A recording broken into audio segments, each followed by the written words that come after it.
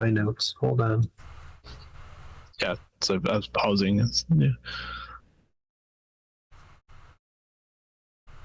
Okay, gotta look at my notes too.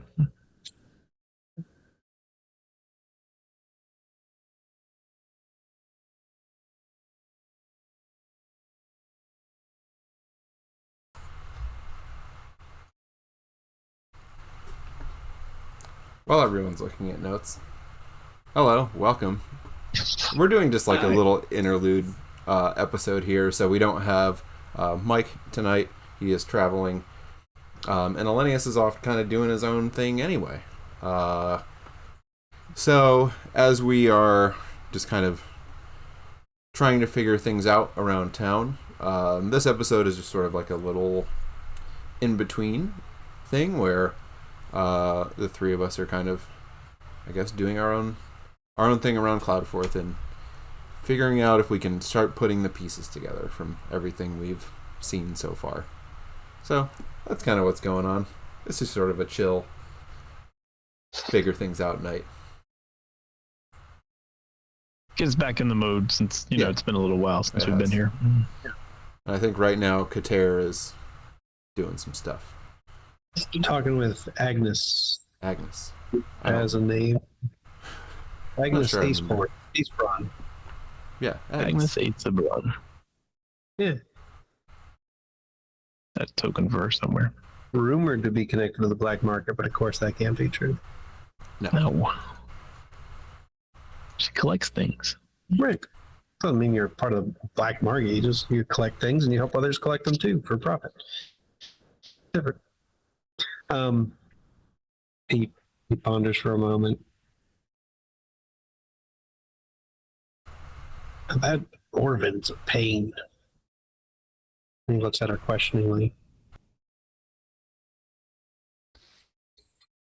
She smiles, drinks from the wine goblet.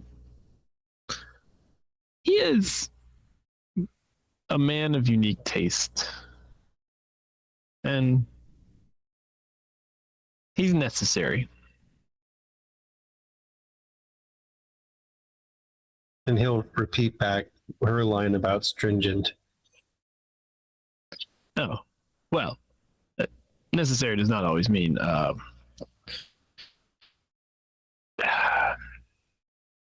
likable. Even sometimes in my position, desirable, but necessary all the same. There's an ebb and flow to our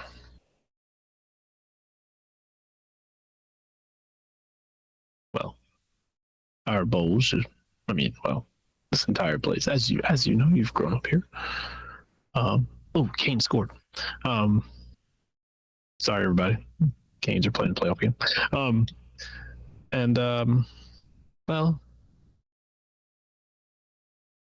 If he doesn't exist, then it actually makes some of the things that we do harder to exist.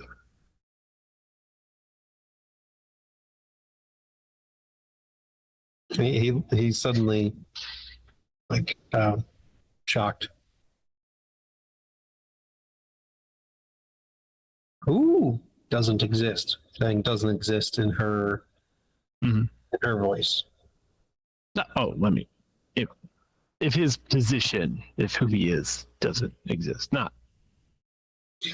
And he takes out his short sword. Doesn't exist, saying it in her voice again. No. I mean, that would be terrible, and we do not condone those type of things. And again, he's necessary, even if not always agreeable. You missed the target.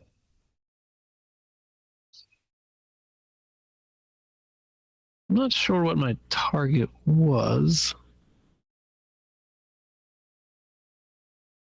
You missed the target.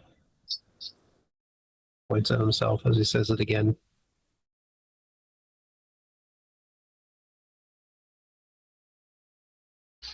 Takes out a short sword. I think there's other things you can be useful for besides, well, that. Seems pleased to hear that. I just know that you, well, my people tell me that you tend to scrape out a living for yourself. And I mean, there are some people who enjoy that type of lifestyle, and I mean, maybe that is for you. And I'm certainly not going to deprive you of that. But generally speaking, people that are able to do that can live that type of lifestyle tend to be able to, let's say, go places and get to places and into places and out of places without people really noticing. Is that within your, let's say, skill set? Yes.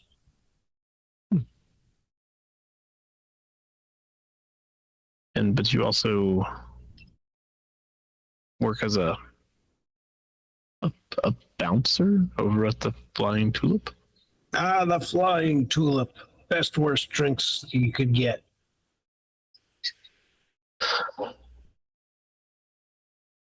And you enjoy working at the Tulip?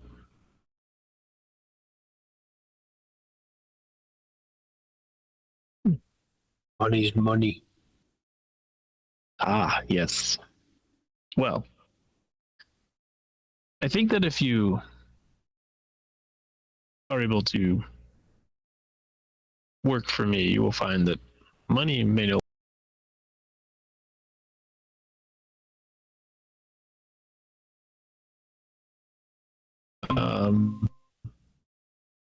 Well, let's just say it'll be a something you won't need as much.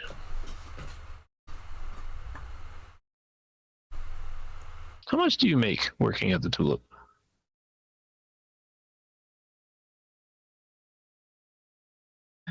He processes that for a moment, trying to figure out how to communicate it. How much does he make? Right. The Tulip. I have no idea. What level lifestyle? What's your lifestyle? I mean, what is your lifestyle?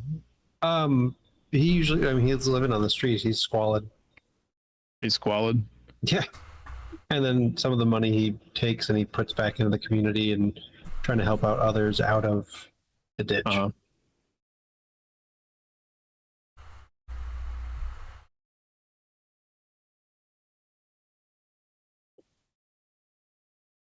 Well,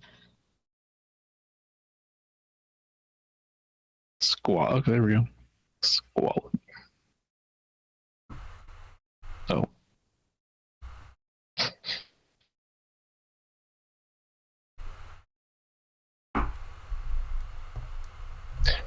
So the lifestyle expenses for squalid says one silver piece per day to pay for your lifestyle expense.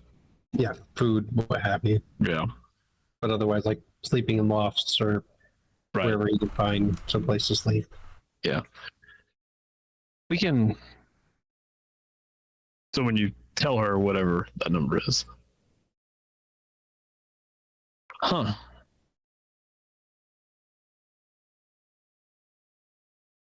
Well,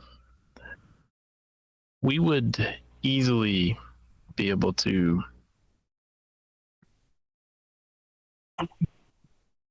She seems to be like pondering.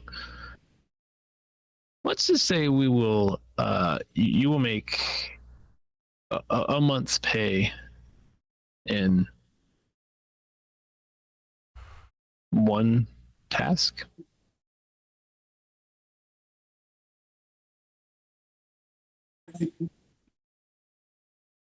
One task? What? One task? Yes. generally, I ask my employees not to necessarily be on the clock all the time, but to carry out deeds, tasks. And if they are successful, which usually are, then you'll be able to live high on the hog, as they say. What if I don't want one task? Then you may return to your employee. No hard feelings.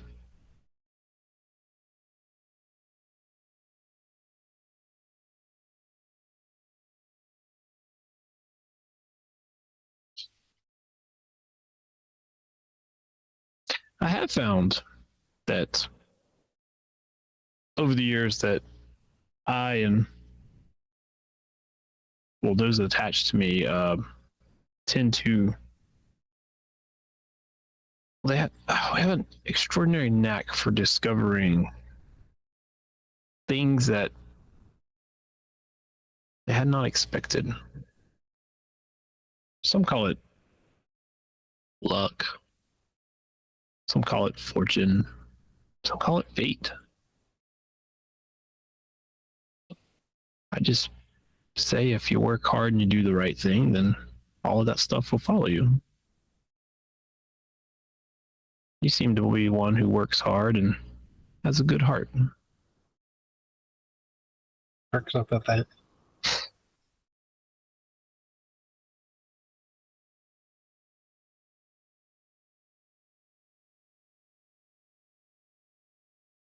In Keldrin's voice, he says,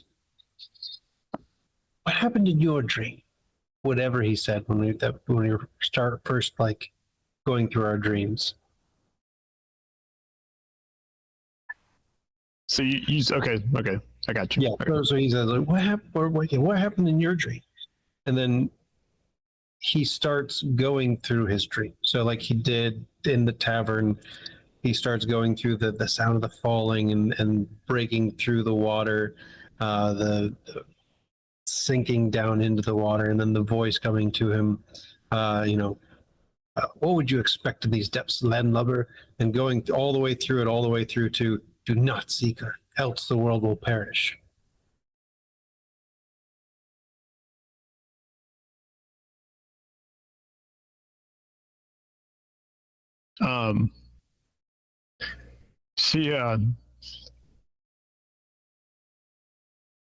She watches your performance as it looks to her.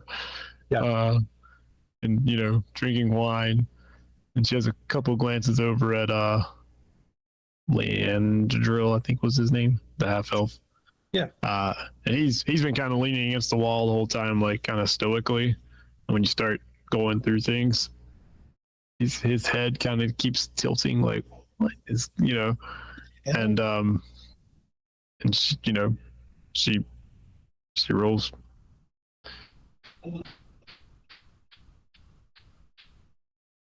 Fascinating. So this is what you and the others that get off the ship with you, well, besides that lizard folk, this is what's been bothering you? Not bother, she didn't say bother. This is what has been in your mind?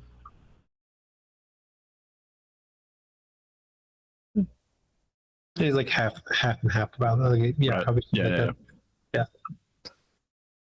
Do you know what any of it means? Do not seek her, he repeats. Who is she? Mm. We must seek her, says in Keldrin's voice. Mm-hmm. It seems, well, it seems to be there's a lot more to you than meets the eye. Ups up.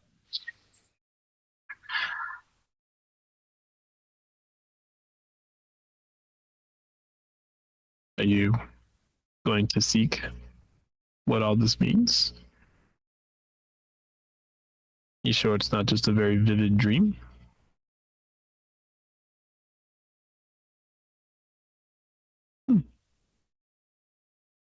Will you help me?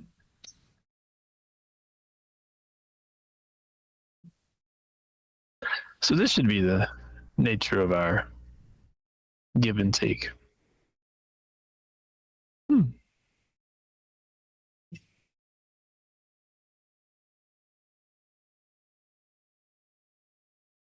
Well, if you do prove yourself true of heart to what we ask, then I will see what I can discover. Greed. Puts out a spat upon clawed hand. She raises her goblet at you. Agreed. Whoops. It's drinking. Says, well, in that case, why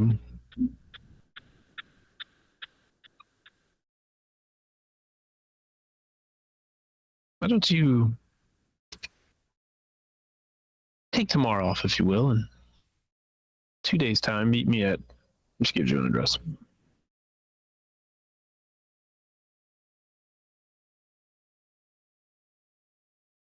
It's been a pleasure meeting you. There's another very awkward bow.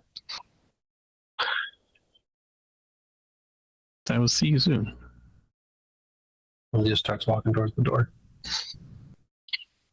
Andrew reaches over and opens the door. He's still eyeing you. Waves to him. And walks away. Yeah.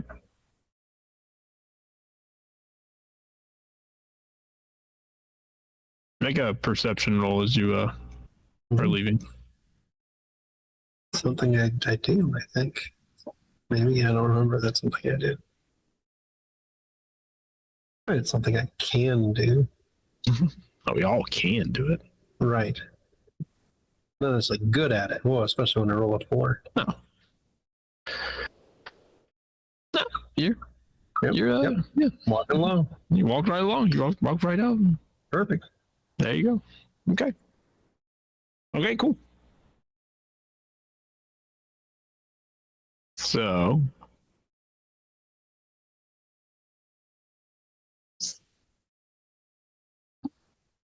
I wrote a bunch of notes about what Stavid had done, but I don't remember where we left off. You were researching the universe. That was one thing I was very interested in. Like, and I guess I had a hard time like role playing this because like I don't know how much is common knowledge or like never in a D&D game before have we had like planets, Space. right? Space. So, like is that stuff. really weird in you know Yeah. how do you say our Asalia? What how do you say Asalia. it? Yeah. Asalia. Is that weird in Asalia, or is that like not that weird? Because like also some of our history comes from that, right? Like, Right. Well, so I think it would. I mean, I think it's similar to living in. Okay. we're good. Yeah. It'll be Keldrin time. Hopefully after Carolina scores. So I think it's similar to maybe the Renaissance era where people were aware. Well, people that accepted science were aware that like there's probably more out there. But there, of course, there were a lot of theories to stars and planets and other worlds and, you know, things like that. And so you get there's not necessarily a ton of literature on it, which is why it's taking you a week to like look all this stuff up. I mean, you know that, you know, this world is commonly called Vorla, you know,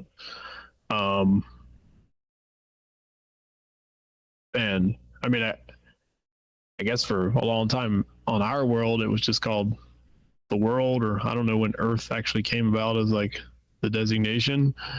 Right. That's what I'm not even trying to. It has got me thinking about that. Like, when did what was that? Like, because I feel like there was like at one point there were like other places, but it was kind of more like legend and religion and so on. That like these were unattainable. Explained all of it. Yeah. Right.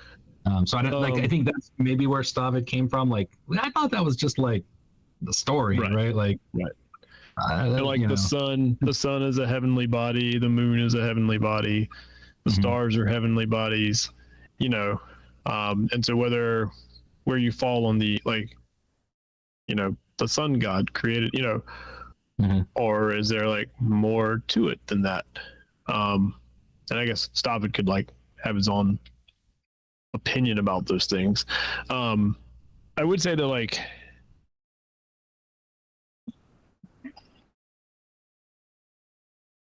there are like people that hold that like there's more to beyond Vorla than just other planes, like there's got to be something out amongst all those stars. So there's some belief about that as well. And in your uncovering in your research, you're like looking into all of those things, which is not like Stavid. I don't his background, he wasn't particularly like academic, right? Like, he was always in school, or so like this is not easy for him. Like I said, he might be catching up on like middle school basics or whatever, whatever. Well, and I think that like I think that would be true for a lot of people. This would be like I took astronomy class in college, and so when I'm at that time in college, I learned a lot about that. And now that I'm 25 years past college, I can identify like the Big Dipper. I can identify a couple other things, but for the most part, there's a bunch of stars up there, and they got some names, but I don't know who they are. And so I think that like that'd be true for a lot of people that maybe we're pointing some things out in the sky, and people have different theories about it, and of course it's a world, so it's probably in motion, so those stars and things shift as the seasons pass, and then people have different explanations for those type of things as well. And of course there's always religious reasons for those things, or deities and things like that. So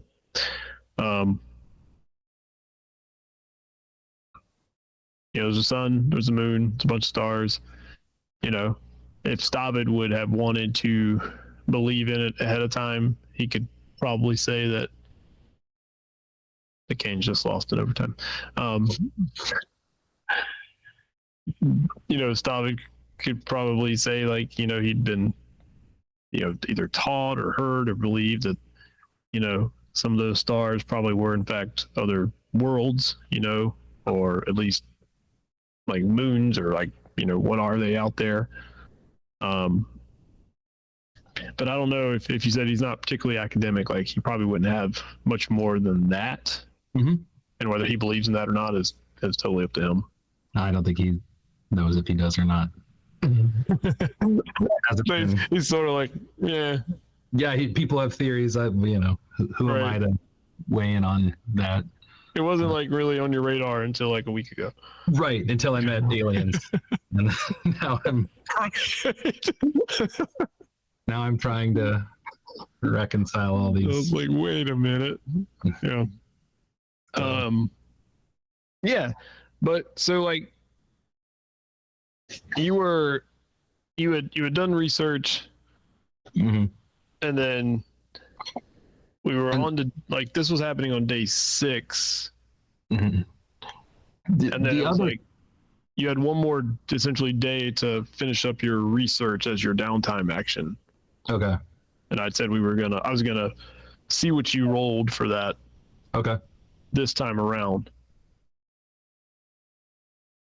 But I thought you had gone to do one other thing. Maybe it was you were just talking with Keldrin, but I So can't remember. the other thing that I maybe threw out there that I was interested in was this, like, whose darkness is this that is in my dreams? And I was thinking about maybe visiting the circle of churches and like I was thinking about getting, some advice from maybe one of my more religiously knowledgeable friends as to yeah, who that might be, and if I could go talk to somebody and see if I can figure out who I think is this message might be from or related to. Right? I don't know that I'm necessarily talking to a god, but it does seem like a powerful, message coming from a person with utter darkness. So. Yeah, that was the other side of the research I was considering was Right. trying to learn more about that. I think that I was trying to go back and read your Stavis' dreams. religious understanding is also similar to his, like, yeah, here's some things. He, sure, he takes it, is what people says, but has never really given it significant thought and like accepts it all as God. It must be kind of true, Right. as a belief with healthy doubts. So, but.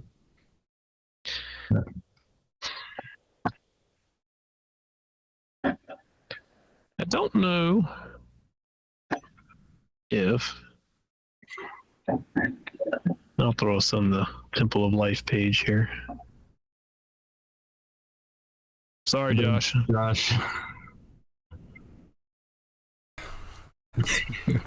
Blowing it. Just blowing it.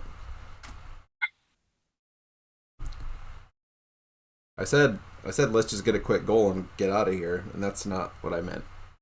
Yeah, you gotta be a little more specific next time. Yeah, apparently. So are those gods all good gods? Yeah. Makes sense. And if they're not, well, so like, I mean, technically, like, Helm is maybe lawful neutral, but they're all lawful or good in some way. So like, Yeah, is there one all... that's like the light god that would be most like opposed to the dark god, and like, like Saloon is like moon god. Okay. She's opposed by Shar usually. I never know how to pronounce Sune's name. I don't know if it's Sune or Soon. The Forgotten Realms wiki says Suni.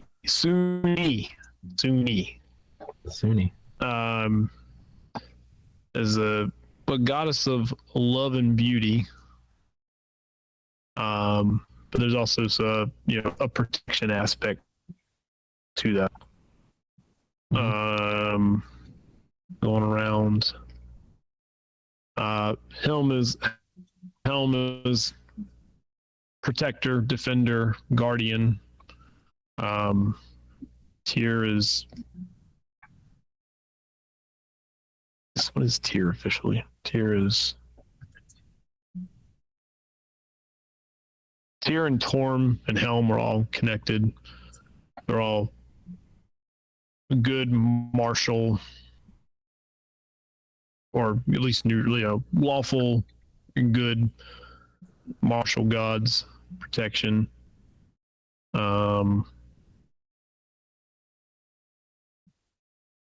So where's Tyr? Tyr's. And then Shantia, I believe that was pronounced, is a god of like growth and life. So those type of things. Tier, lawful good, greater god of law and justice. So Cool. Yeah, I mean, so I might, if I have time. If not, I'll do it later. But I might check out Saloon. There was a moon in my dream as well. So maybe they'd be, I don't know, the most likely to be able to help me. But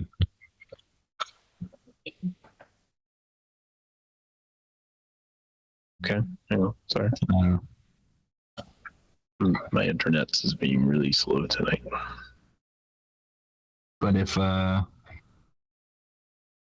don't know, like was it Miko Sem had, I think I brought it up with him too, if he had any recommendations of who to talk to about the dream. I would certainly heed his advice. He just tells me to meditate a bunch. I'll mentally flick him off.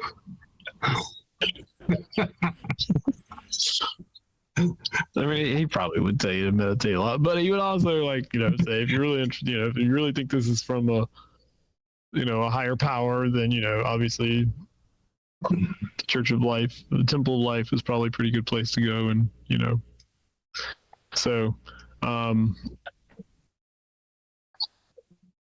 so I mean, if you go to the Church of Saloon, what is specifically you are seeking? So yeah, I want to talk to somebody about a strange dream I had. It seemed like, I don't know, there was some dark symbolism in it, and I don't know where to go other than maybe to start here and see if somebody could help and figuring out what it was. So is there someone I could talk to? Knows a lot. There is. Maybe even about other gods a lot too. Are you troubled by these dreams? A little bit, yeah. That's yeah. But they feel important. Are you looking for a consultation, or are you looking for a commune? They're essentially asking how much you're willing to pay. I had no idea what was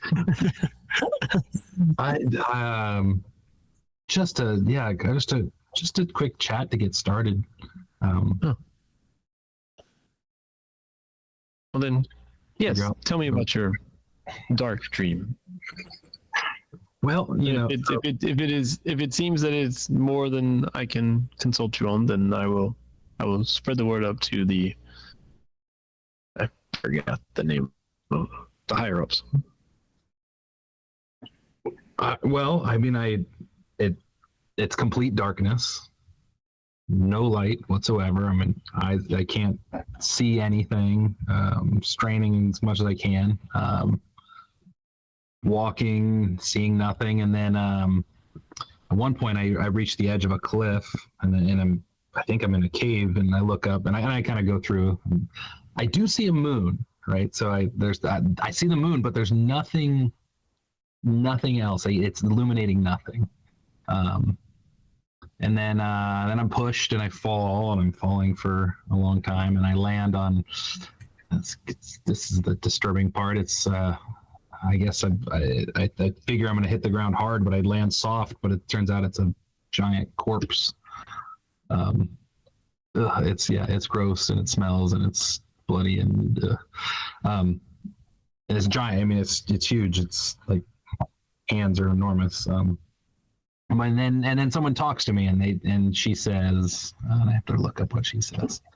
And she says that this darkness is like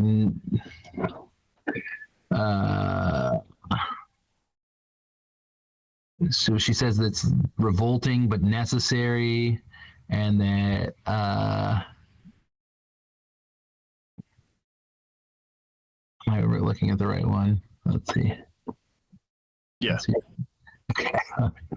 And she says, I loathe to say, she says, I didn't realize it was here, but it's the key to everything. You may believe this is horrendous, but my darkness, and she emphasized my darkness, is not nearly so ruinous as what is to come. Very disturbing. And then she says that I have to find her and listen to her.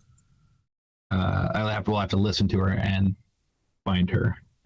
So I'm just trying to figure out who like what this is from. I mean, I've had the dream. It's recurring. It's multiple times. Multiple times. Yeah. And then I like the other weird thing is like a few people I know they've also kind of had these dreams and they see somewhat connected. They talk about finding her or not finding her.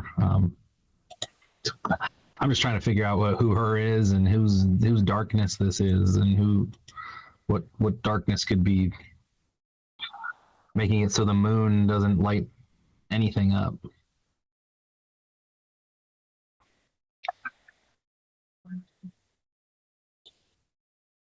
A darkness covering the moon.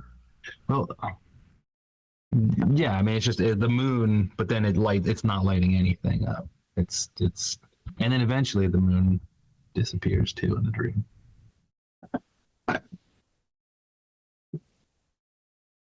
This is quite disturbing.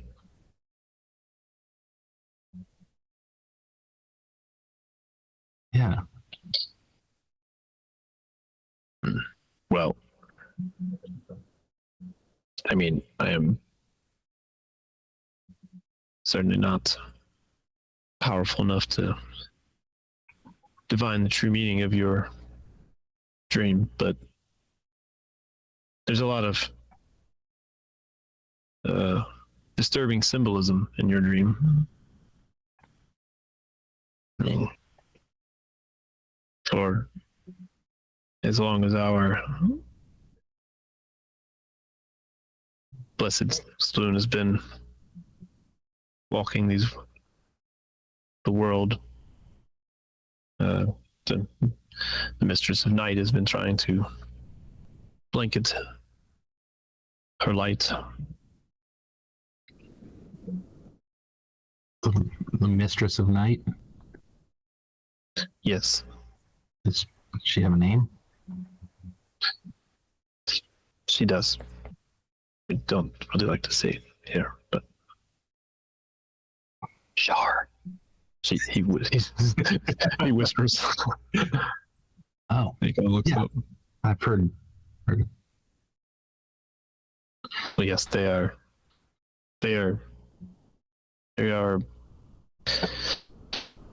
Well, there's a lot of theories about how they are connected, but they are, at least from the beginning of time, always associated, and one brings the glorious light and one tries to blanket it.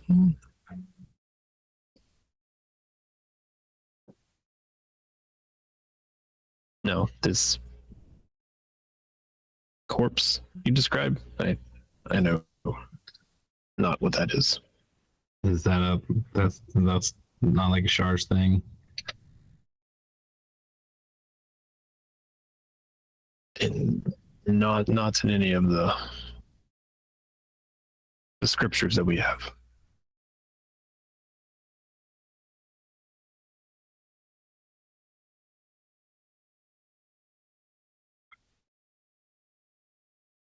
No.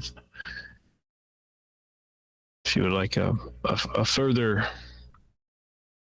commune with a person I haven't given a name to yet, I can see if she's available.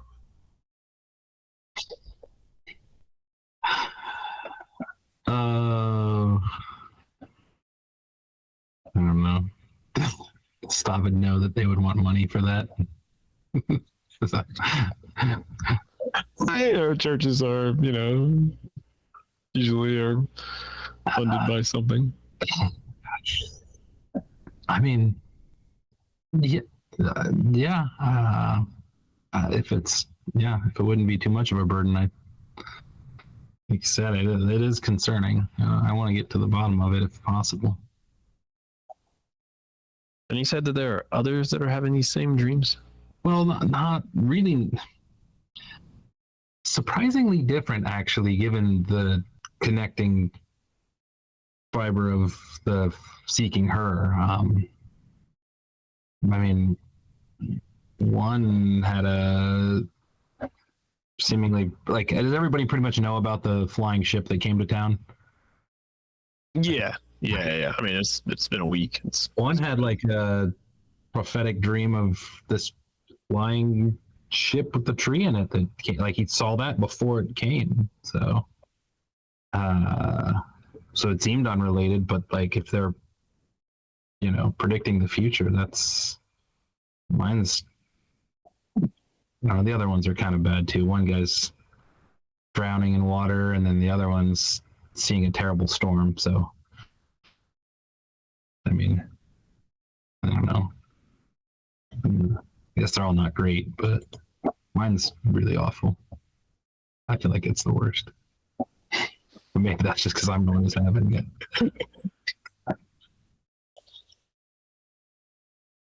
Well, let me see if Moon Maiden, I think is her title. Moon Maiden, such and such is available, and I will tell her your. Well, I will relay as much as I feel necessary, and we will see. Wait here, please. Thanks. Then she goes, or he goes, and takes him a little while, and then he comes back and says, she seems disturbed by what you brought, but she feels at this moment that maybe it's not the best thing to do for you unless you and all of these dreamers should come. Like all together? Yes. Yes, she did not say why. Only that she felt like it would be more meaningful and possibly comprehensible if the four of you, oh, she didn't say four, sorry, the number of you were all here to relay these dreams. Okay. Mm-hmm. Yeah, no, that might work.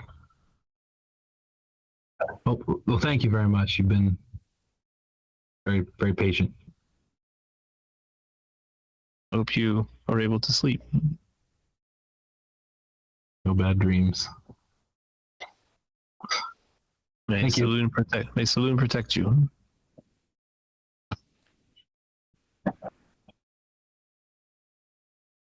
So, yep, I'll be on my way. Oh, that's weird. I'll go read books about Shar. Wherever you find But Shar books, please.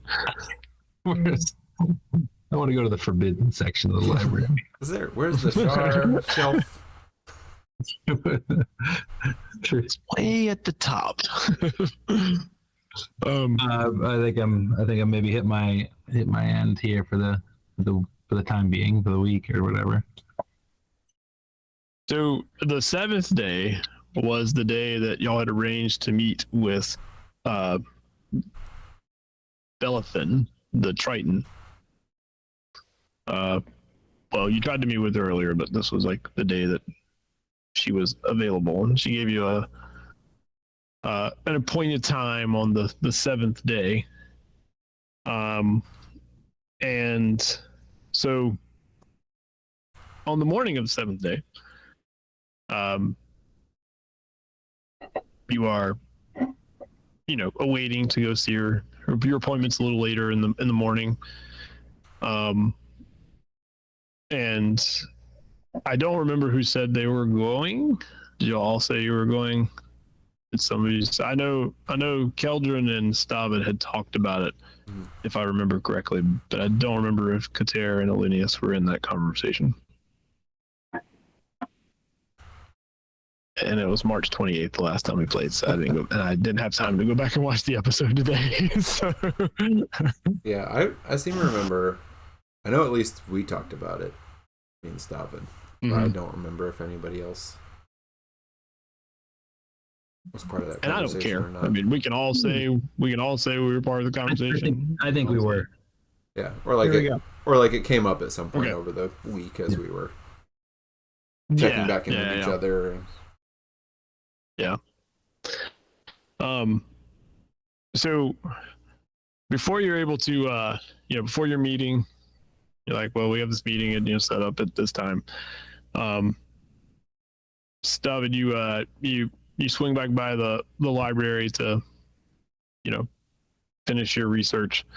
And as you go in and you do your usual thing, you find some literature that you had not noticed before. And I guess now is the point of you want to roll your research outcomes to see how well your research was on the great big universe. Research. I don't know how much money you spend either, but how much? after one work week, the character makes an intelligence check with a +1 bonus per 100 gold piece spent beyond the initial 100 gold pieces to a maximum of +6. So, did you say 100 gold pieces? Yes. I'll be spending 0 gold pieces. Unless 10 gets me something. It does not get you a tenth of a point. We have to round down. We don't round up? All right. No, okay. So no, I'll spend exactly 0 gold pieces and I'll take my +0. I will say that on this, you do have advantage on this roll, though. Heck yeah. Yeah, we do.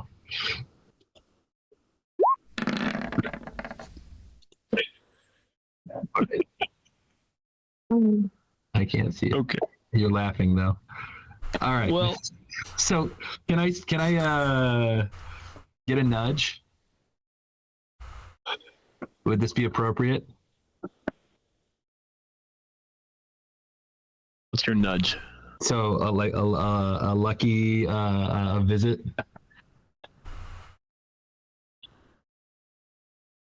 Can you do that? How does this work? Luck lets you reroll, right? Oh, I forgot you were lucky. Yeah, but it's a little different than lucky, right? It's kind of lucky. Right. Would this be a point or something like that at the right time, like in the right direction? Oh, let me see it.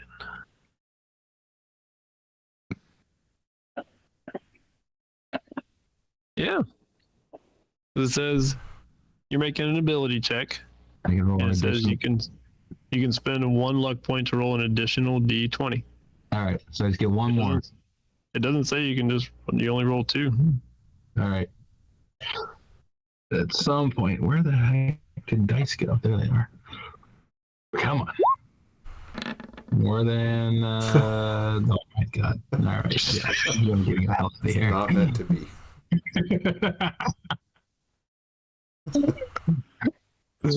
Really strong. So they're round. That's what people think, is that planets are round. Is that or do I not get that far?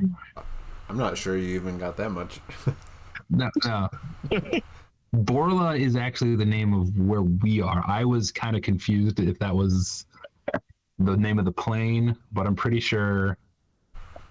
No, I'm actually really confused about that. I'm gonna have to ask somebody.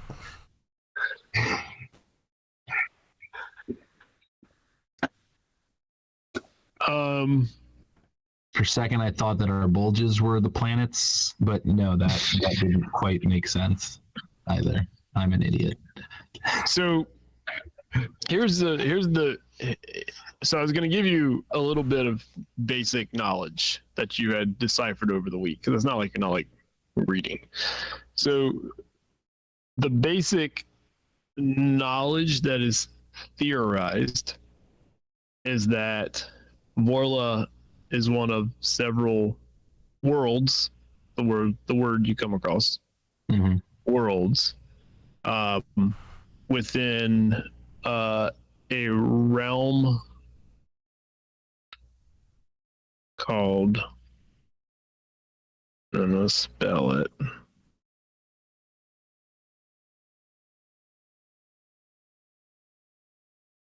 It's not LOL, but Lol and space. Lol and space. Respect. I thought I was gonna come up. It's IOLAND. Oh, see now it's really spelled wrong. Hang on. IOLANG. Okay, ignore that first one. Let's try that again. It does still look like LOL, but it's Yeah. IOLANG I was gonna space. say that's the new name of this campaign. Lol and space. Yep. Lols in space. That's what happens. But it's IOL, and so so that's what you have deciphered from you thought you were on the right track. You really were on the right track, but that's the theorized is that you are like, there are actual mini worlds like out there. Vorla's one of them. You get the impression like well, no you don't, because you don't know any more than that. That's what you got. I'll write down that word. Okay. I don't know how to say it. Yoling. Drew, I want you to know that some of my prep time tonight was spent creating this because I knew you were going to make a roll. I rolled 3 d20s, man. You gave me one. You totaled 8. Yeah, do I get to add them up? Does that get me anything more? I think that's the thing I just gave you. I think that was your 8. Yeah. Also, so that's what you pick up, and probably you were just distracted because when you went to like your, what you were reading, there was actually a note that was like, as you opened up the book, there was a note on the inside, and it said, not LOL. It says what I'm going to type right now.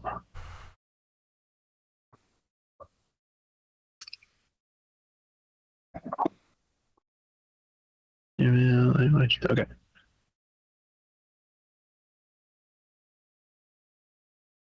What the heck?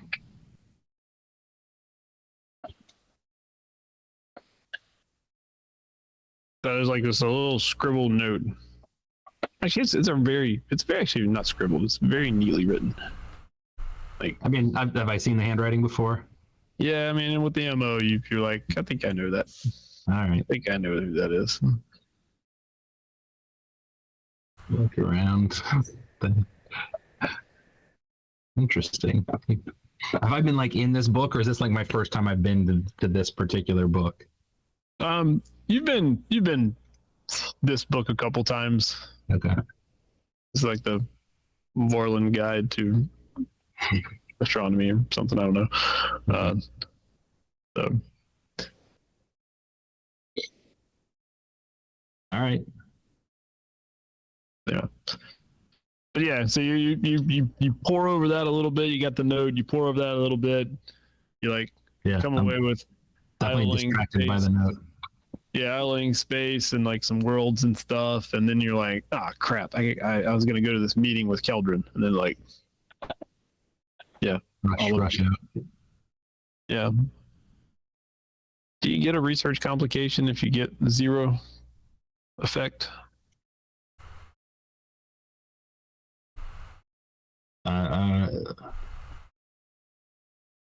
Do you roll? Don't you roll like a D100 or something like that? Yeah. 10% chance. Wouldn't that be funny if you got a complication out of it? That'd be great. That makes sense. When I was No, looking for the Char book for a little bit. Oh, it was close. If you go back to research, that's 10%. So All right. I got more learning to do. I didn't learn nearly enough.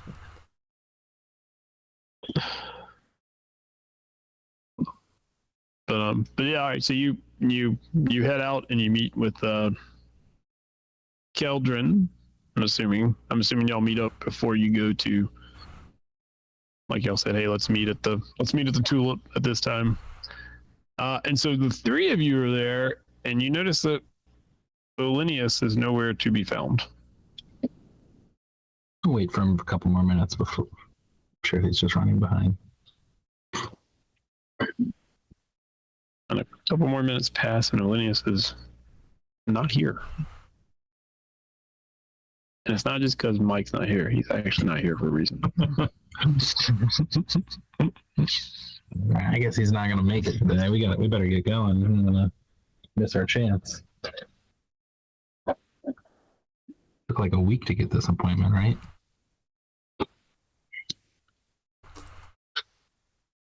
Yeah. This was Keldrin's idea, right? Or no, is this Cut Hair's idea? Might have been, I yeah. think it was. To meet with the Triton woman? Yeah. I think it might have been Tara's idea, yeah. I think so. Yeah. Yeah. You definitely were. I mean, I remember making some weird sounds about it, so. Yeah. I do remember Keldrin also saying that, like, we should talk to her. Yeah. I think it seemed like That was kind of on board. Yeah, sounded like a good idea. Importantly, where's Valignant when we go to this meeting? Is Valignant coming along, or did I drop Valignant off somewhere? And do you? I mean, what do you? I mean, every morning he finds you. Yeah, and I mean that's kind of what I figured I was spending this week. I think that's what we talked about.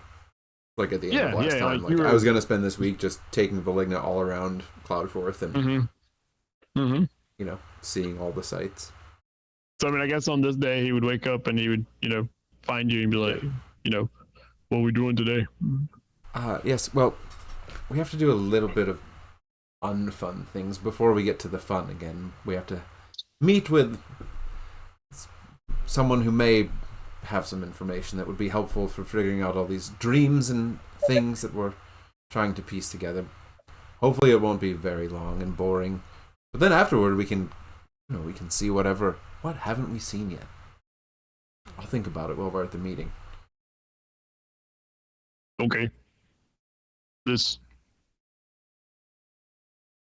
meeting tell why you and Stabbity points at you, although you don't know what he's saying. Why you and Darwin look funny? It might help us figure that out, yes. I hope. Oh. They might not have the answer to that exactly, but at least can point us in the right direction.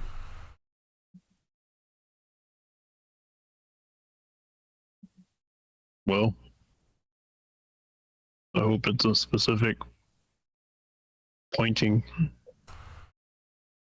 Yes, sort of figuratively point us in the right direction. Give us some information that will help us figure out, not actually point, although they might point us somewhere. Who knows? But anyway, it'll be a lot of conversation. Do you know? No, I don't know, but hopefully I will know. And you know, that's how the conversations have gone all week. Like Yeah. every time you speak figuratively, or Yeah, just say some normal phrase. He's very Drax-like. He's very literal and very like Yeah. you know just yeah. Oh, and I've been explaining at length what that actually means. Right. And speculating on how maybe that came to be a phrase that we use. But we're supposed to meet with the rest in just a moment, so I think Kater knows where we're going. I think he does. Yeah, so Okay. I'm bringing Malignant. He's ready. When Stavid sees him, he'll show him the word. Do you know this word?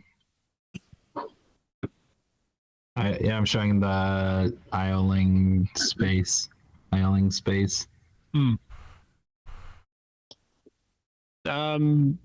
he read it? I don't know. Does he even?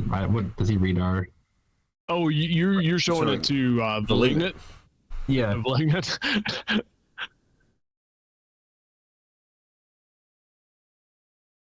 He wants to know if you understand that word. I don't know why you would. Eoling space. Anyway, I don't know how to translate Eoling into Draconic. I guess I can spell it. Yeah, I'll write down the Draconic characters for Iolang. Eoling space? I've never heard of such a thing. No. Oh, okay. It's a word I came across. It's supposed to be there's worlds in it, and that's our worlds in it. I didn't know if he was from another world in this space. This world, Vorla, is in Eoling space. That's what I read. Yeah, it was that it's part of it, and that there's other worlds. Are there other spaces? I didn't get that far. Fascinating. Just think about there could be so many millions of other worlds in other spaces. Wave my hand in front of his face. Okay. Did you did you actually freeze, or you had this thoughtful? I think he's still frozen. Am I frozen for you? Damn. Oh boy. Oh. Wait. Oh boy. Am I Oh, back? You are back at the moment. I had a little network hiccup there. Yeah, you had this really thoughtful look on your face, and you froze, and I was stop and just waving his hand. You had an idea, and then you froze. Yeah. You're because you were just contemplating additional spaces. Yeah. Oh, and then just brain. You froze right there, Yeah. just stuck.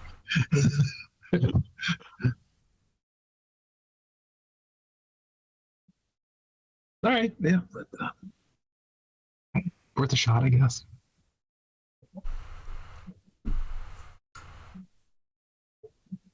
Anyway, but Kater, so where are we going to? Why you right? Why you right on his hand? Well, I don't have any. I don't have any parchment with me, or a writing utensil of any kind. Hold on, just right on ground. Right on the. Do you usually write on the ground? Better than writing on hand. I suppose it would be. Yes. I should just bring. I don't know why I didn't. My room is a little bit of a mess after last night. He actually laughs.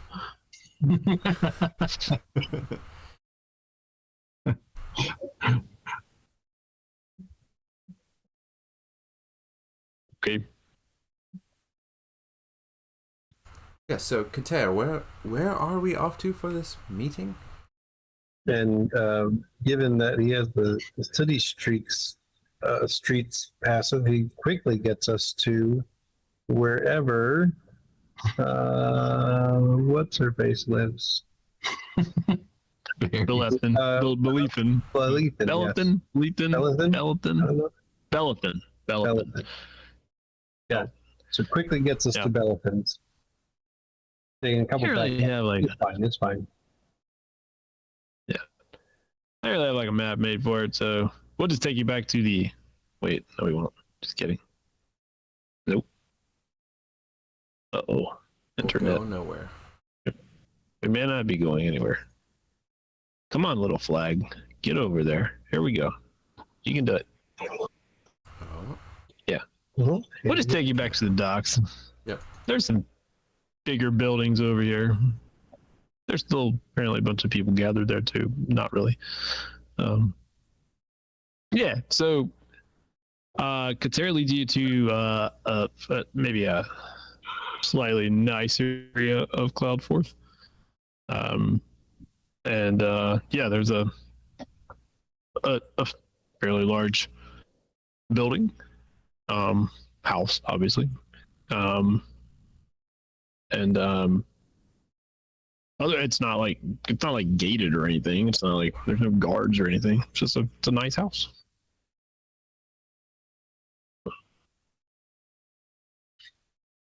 And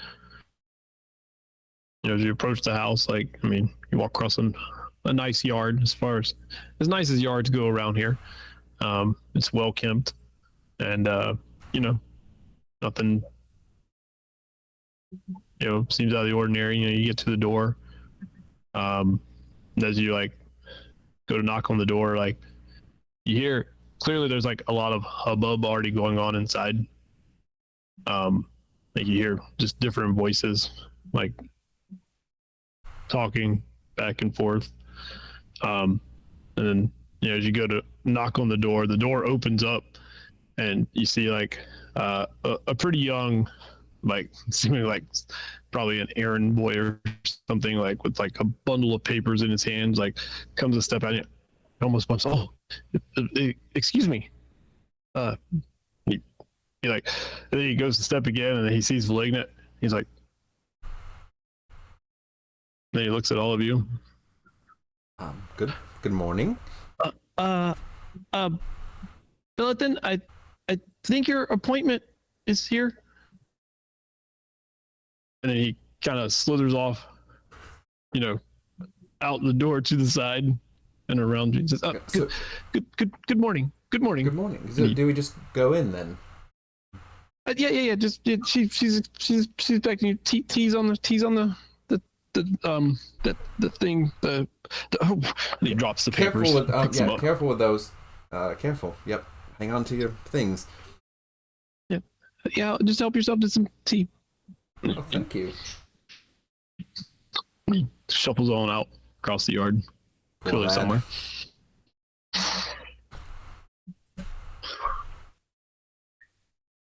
Terrell, go in and look for tea. Yeah, so you go in. Again, it's very nice in here. You do notice there's a lot of water symbolism here, and a lot of paintings, and the molding is done in looks like almost like a seaweed design. And it's that kind of stuff. But it's a nice place. And yeah, there's a table set out with tea there. It's hot, and there's a little couch there. And you hear from the other room, "I'll be with you in a moment. Help yourself to some tea." Wonderful. Thank you. Yes. Go ahead and drink your tea. Malignant, would you like some tea? What's tea? Well, you see, Is it like that stuff we drank last night? No, it is not like that. It's kind of. I don't know if I want it then. It's not as good. It's not as good. No, tea is you take hot water and then you soak some leaves in it until the water takes on the flavor of all the leaves and things. You drink leaves? Well, you don't drink the leaves. You just drink the water that's left behind after you're done soaking the leaves.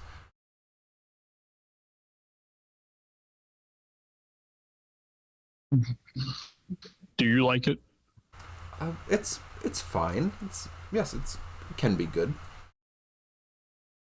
Okay, I'll try it. You try some, and if you don't like it, no offense, of course. Not everyone likes it. Pour filling in a cup of tea. Is there like? Is there sugar, cream, any other? There's things there to spice it up or Yeah. Have I gotten a sense from like what we've been eating and drinking over the week? Like, does Vel get like sweet things? Not so sweet. He seems to like, yeah. He seems to go like super bland.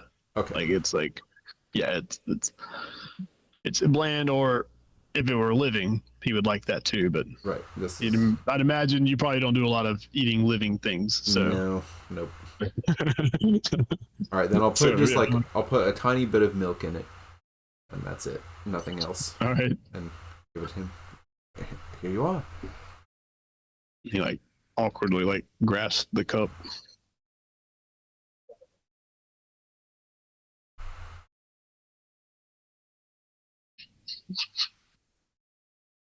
And he takes a sip of it, and he only gets a little bit in, and he spits it out.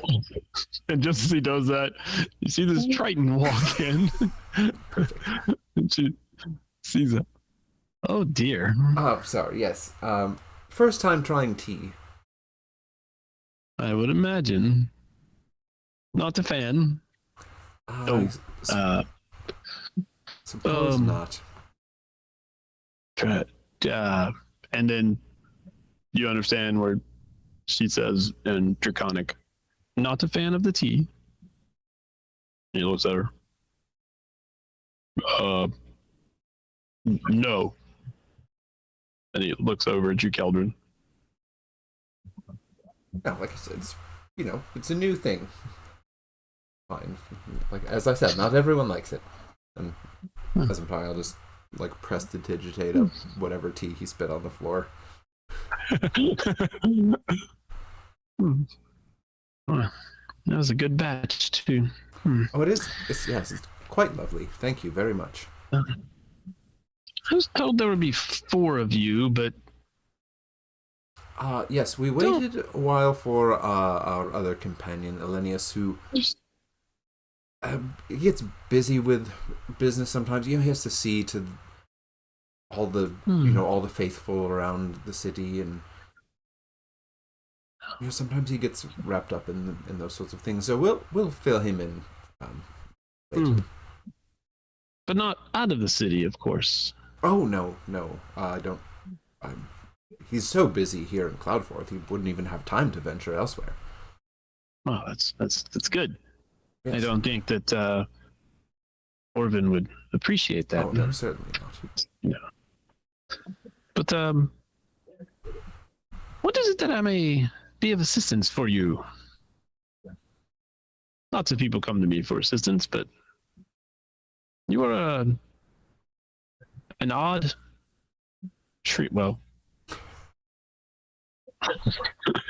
group. You're an odd group. I suppose. Yes, I suppose we are. We also share that we were coming to talk to her about dreams, right?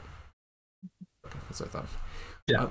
We also share the oddity that we've all been having strange, recurring dreams that seem somehow related. And we've been trying to figure out what they mean. And we have not gotten very far yet. Although we do... There's this other little bit about some glowing... We might not have time to get to that. That's also a strange thing that's been happening. that Valignant actually noticed.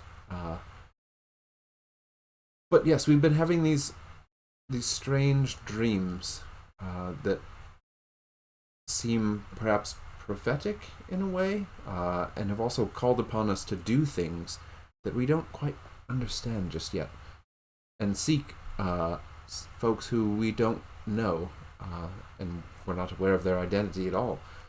So we're kind of at a dead end. And we're hoping maybe you'd be able to shed some light on it if we shared what we know so far. I certainly would take the time to listen to your dreams and you know, she turns around and kind of points, and you see like there's like a wall just full of like books just from top to bottom. I mean, I've been cataloging the Salians for 40 years. Years is still such an odd thing, but 40 years. I'll be happy to catalog your dreams, and I mean, I would certainly love to hear about your time upon the flying ship. Yes, that's quite an adventure. But I don't know how much of a resource I can be. But I suppose that since we are here and well, we have tea, let me get some parchment, and please make yourself comfortable, and we'll have a conversation. Wonderful. She goes out. Well, that's Like, promising. Maybe. Tear eats his third sugar cube.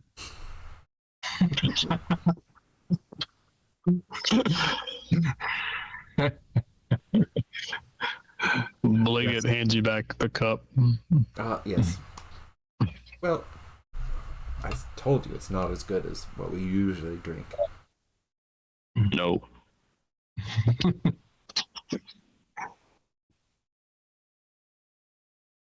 But this one doesn't have quite the same side effects. Mm. You could drink a lot of this and you'd be fine. It's not Maybe usually my side, it's more my head. Well, yes.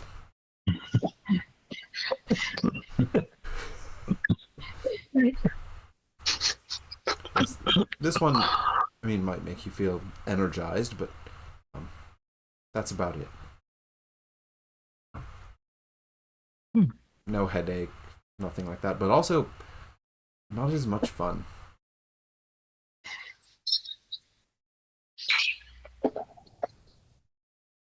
So Belethin. I'm gonna get it right. I've created a bunch of hard names in this campaign. I don't know why. Belly walks back in. Belethin walks back in, and she takes a very proper seat.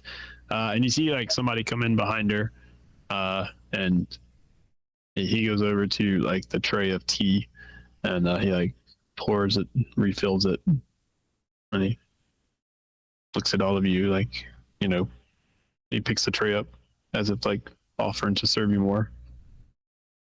Tear takes us the sugar cubes and pushes it back, the empty cup back towards him. Pops them. Oh, yes, thank you. And Stabbin stays away from the sugar. He's Living the clean life. very, very straight. Yeah. Yep, no sugar. Yeah, I'll take another cup of tea. Mm-hmm. Pours another cup.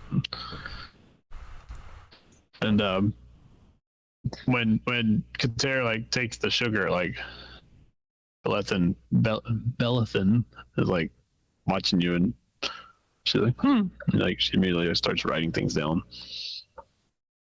And so the other guy leaves. So you've been having dreams, you say? Yes. What's what's the nature of these dreams? People dream all the time. They're rarely enough to be of interest to other people. Terrell will put down his sugar cubes, get up for the second time in 2 days, go through his performance of his dream from top to bottom. Sit back down, eat a sugar cube, and drink some tea.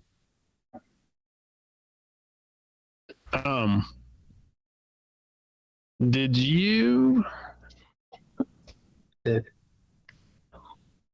Hold on.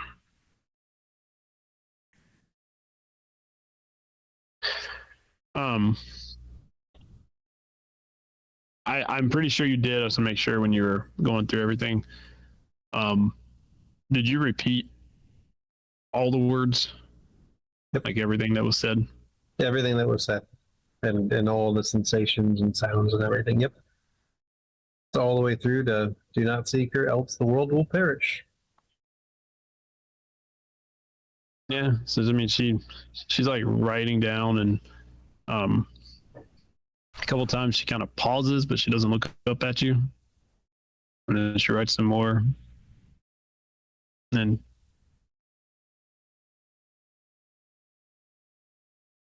fascinating.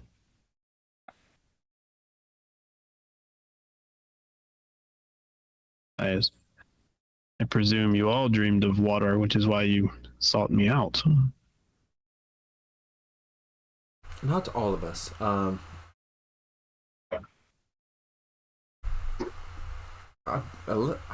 wish Ollenius were here to tell his entire dream, but I believe his was in a desert.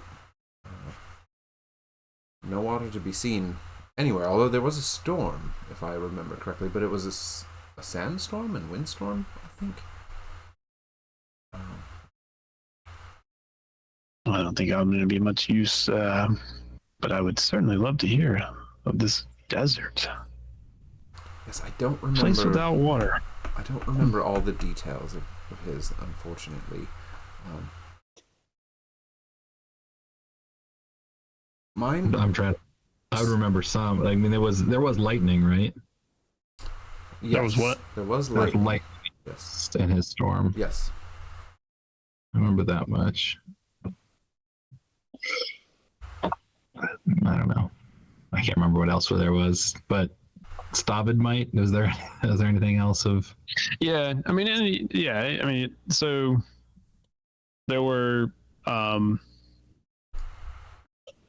reading through it, yeah, sandstorm. So the coast was actually behind him, so there was like water in the distance behind him from the direction he was standing, and then the desert was all in front of him, the direction he was standing. Bunch of stars overhead, sandstorm, 3 bolts of lightning striking the ground, and then there seemed to be a sandstorm, but then also another storm of stars, for lack of a better way to put it. And he seemed like they were on a collision course, and said we must locate the wayward stars. The stars began to fall, shooting across the firmament. This voice says they're a sign, a herald of things to come. We must find them.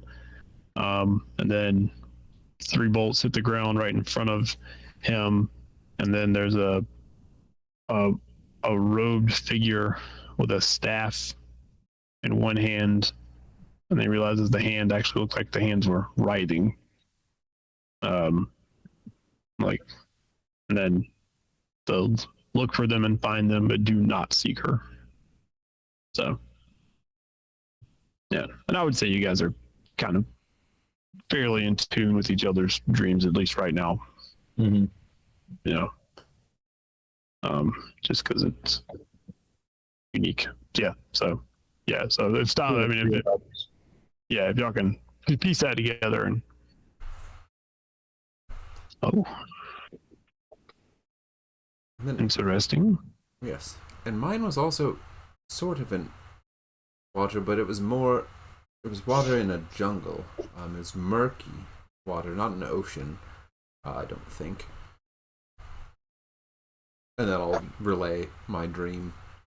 And clearly, and I've talked with Malignant, and it sounds like I was dreaming of his home, where he's from, which I've never been to or seen, of course. And he himself appeared to be in my dream. And of course there was the other dream that had water in it, this wash basin with the whirlpool and the water rising up out of it and taking the shape of an eel. Wait. You had two dreams? Yes. There was another. Yes, I had this one. I had the strange dream. You had two dreams, and you had one. Well, You had one. have we discussed this? Did we talk about the shared dream? Okay, I thought we had, but yeah, we had, right? Yeah, No, so- we all had that one too. Yes. Yeah, I saw that yes, we all had that same dream. with the whirlpool and the eel Yes, thing with and we saw Wait, so each other. So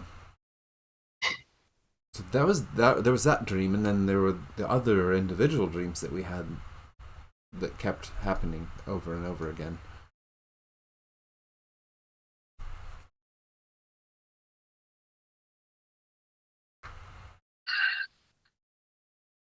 So you've all had the same dream, and then you've all had a different dream.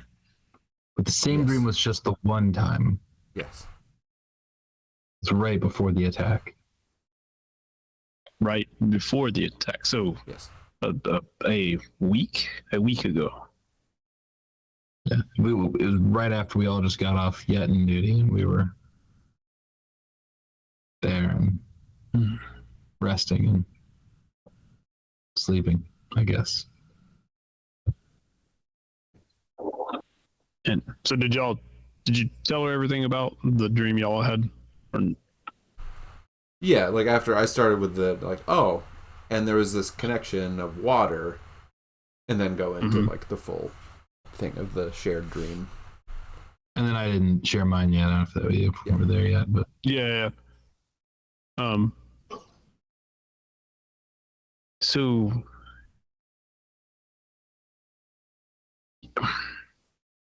and she does look at you, stop, and she's like, and so your individual dream. no water in mine, but it's gross, and I share. Oh, that's repulsive. Not a pleasant dream. My goodness. So all right. So in some of your dreams, you are told to seek her, find her. Yes. And then some of your dreams, you're told not to seek her and find her. Yes. But we don't know who her is. Or even if it's one her or Many hers. yes. Is it me and Keldrin that have the same? Yeah. Like we're supposed to seek. Yeah.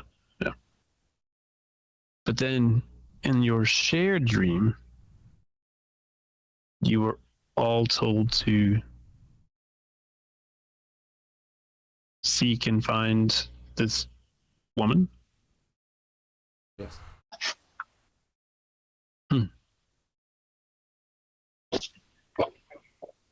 In Did it, you? he repeats from the dream. What'd you say? In it, the darkness. We'll seek you in the darkness.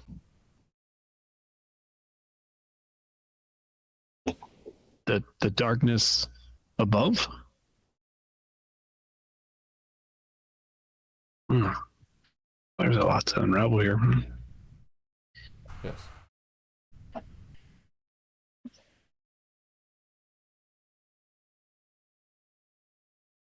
Have you been to the Temple of Life? Is that saloon? Well, I mean, she's one of the churches there.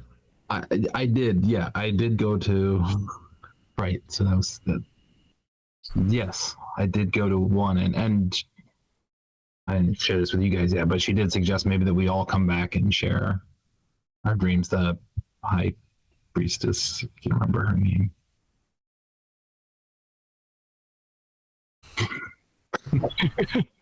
The high priestess. That'll do.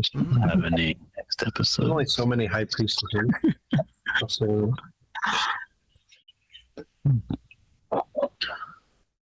But yeah, and they seemed concerned when I told them my dream.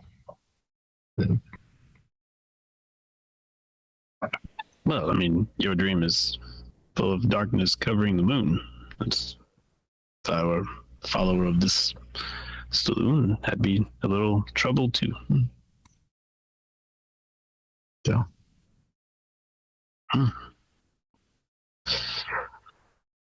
Well,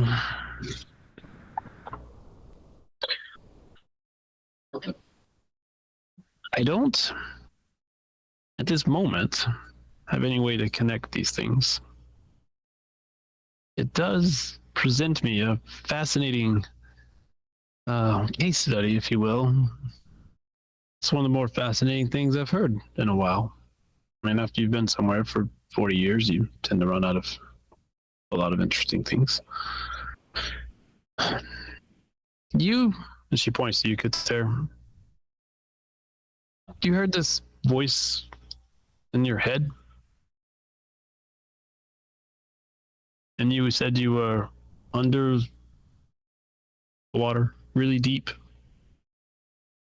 And there's a spinning vortex and waters and... he sits forward expectantly.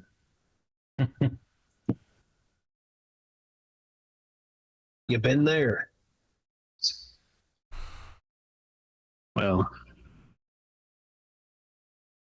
I hope there's not a there.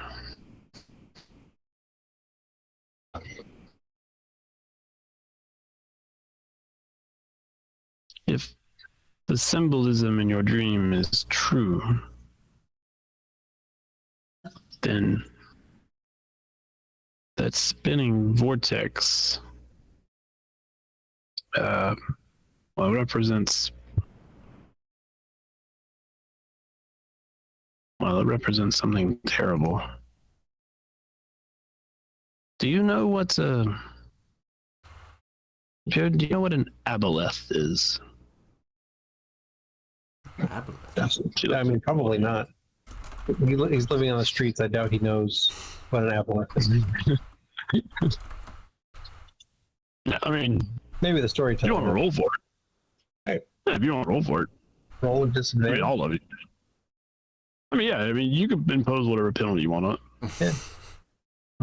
What is it? History? Nature? Not nature. That's true. No.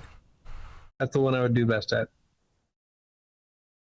I think Arcana probably is the role for this. Might as well try it, right? Stop has been reading that forbidden section. You found the I was aboleth reading book. the wrong book the whole time. I rolled that with disadvantage.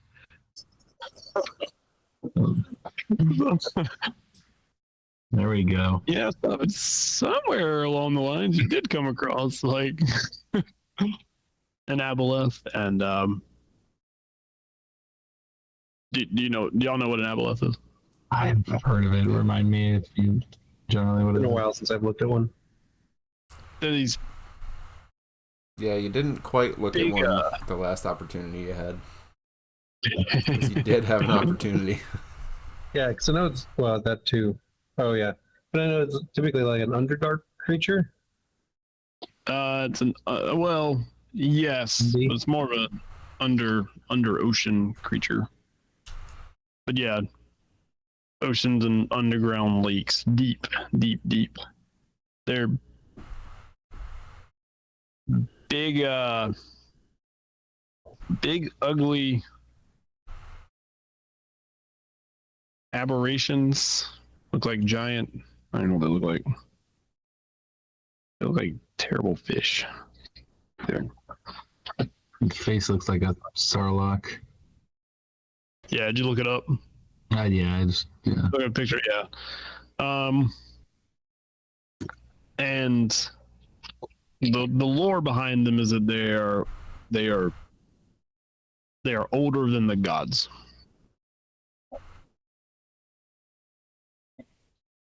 So like,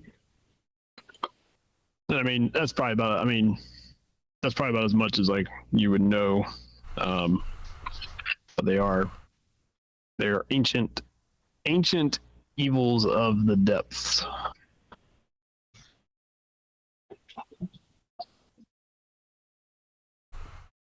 She says, so,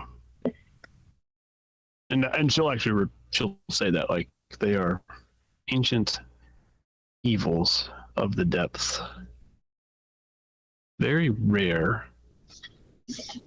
But when my people and any peoples of the oceans come across them, they do their best to avoid them, and it would cost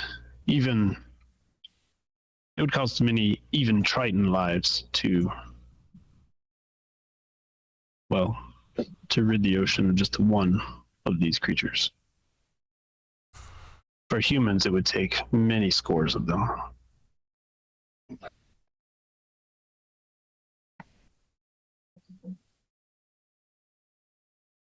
And this creature lives in a vortex, makes a vortex? Yes. Well,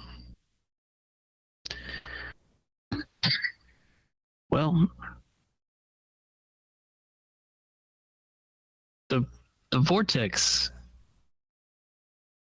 if there can be something more troubling than an aboleth, it's the vortex. Because the vortex symbolizes it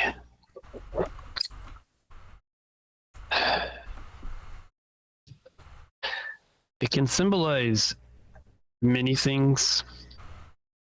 Usually it symbolizes an awakening of something that even aboleths will fear. So It will arrive, and the world is powerless to stop it. He repeats from his dream. Yes. Something like that.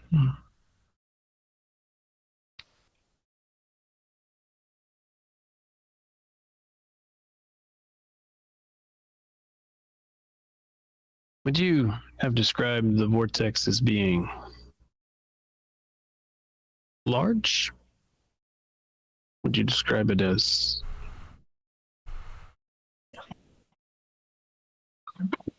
I don't know. I don't know what I put in there. I have your eyes begin to adjust, and you discern that you're standing on some type of submerged fountain. Purplish water swirling a vortex into a floor of the sea, or into the floor. Yeah. Yeah. It was a large. So, I guess I could have described it better, but yeah, Oh. it was pretty large. Yeah.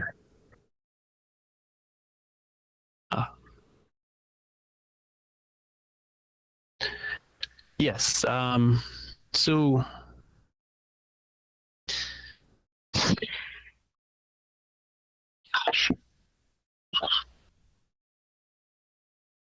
this is and you've had these dreams for how long?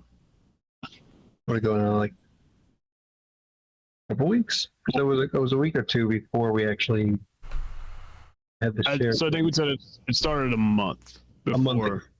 So now I guess we're into week 5. Yeah, week 5. But you haven't had any more of these dreams this week. And I can't remember how many times we rolled for each of you. I have it written down. I actually wrote it down somewhere, I think. I think it went up. But yeah, regardless. Yeah. So,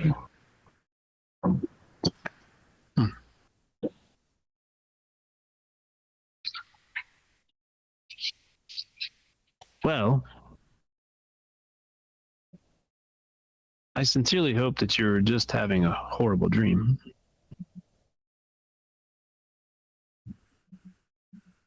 And that you're not, well, that you're not prescient, I believe is the word. Hope you're not a... I would also have hoped that, but it seems unlikely, especially now that I've met the person that was in my dream. Ah, yes. There's the matter of that as well. Yes. What world did he? She speaks in Draconic. Where are you from? What world did you say you were from? I didn't. Well, yes, but where are you from? He says, Ikelsos. Ikelsos. I never heard of an Ikelsos.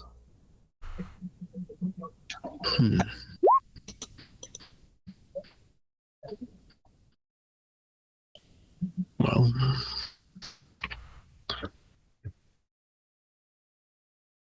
why? What brought you here to start with?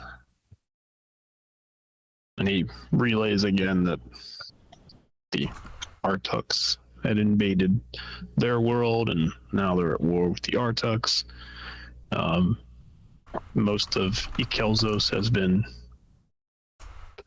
ruined, and maybe not ruined like to the point of like it's destroyed, but it's going to take a lot of time for it to become what it once was.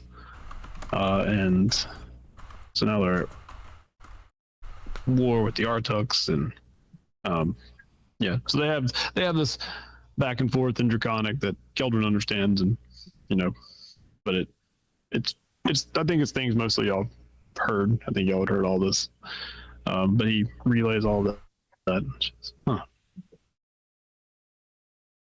Still doesn't really, and this in common, still doesn't really explain why he's here. Oh, well, so we jumped aboard one of the attacking ships with the plant creatures, and we flew off, and then his ship attacked the ship that we were on, and so we jumped onto his ship and helped them defeat another one of the ships that the Artux were on, and then they were kind enough to bring us back here and return us home instead of taking us off to their world, which I gather is very, very far away from here, like in another. I don't really quite understand. Not really another dimension, but so far away that it is like another dimension. But anyway, another plane of existence. Yes, something like that. And anyway, they had to leave to get back home, but Malignant stayed here for a time,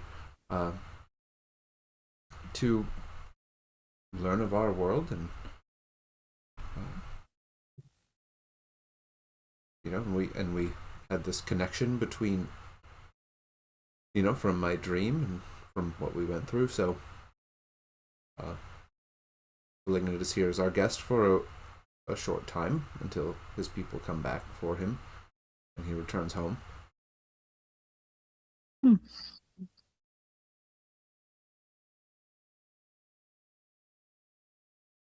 So he's part of your dream, but it doesn't really sound like he's really that relevant to. And he just points at Kater. She points at Kater. No, see, that's the thing. There's the connection. There must be one, and yet our dreams were so different that's why we're having a hard time discovering what that connection is, aside from this person or persons that we should seek or not seek.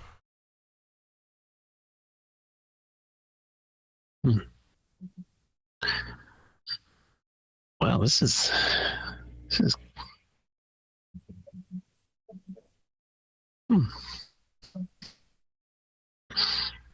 You should start writing some more things down.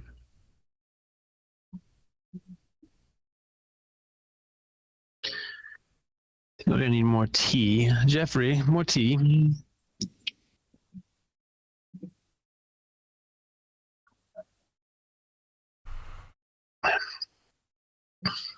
Tea really is an acquired taste. It took me a while to really get used to it, but the leaves and the water and the heat, it's just there.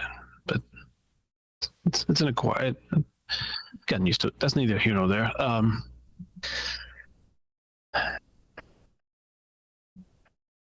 Yes, we've been putting more of our efforts toward getting used to ale rather than tea.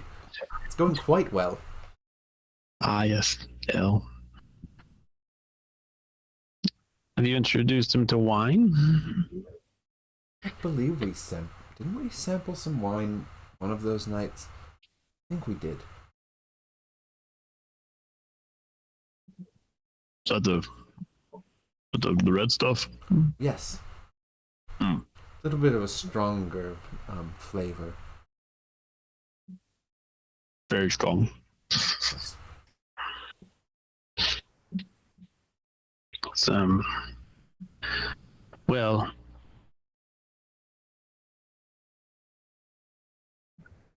compare what you have brought. I think you should certainly keep your appointment with the Temple of Saloon. I feel like that. Well, I don't know if they'll have as much to say to you, Kater, but they may have more for the rest of you. I feel like I hate taking a holiday, but I may have to take a holiday and return home. She seems disgusted by the idea of having to return. But I don't know. I may need to go seek answers in the depths rather than here. So there was someone there or some resources there you don't have here that might shed some more light on this situation. Oh, yes, our elders are. They will have the answers. Oh, that is comforting.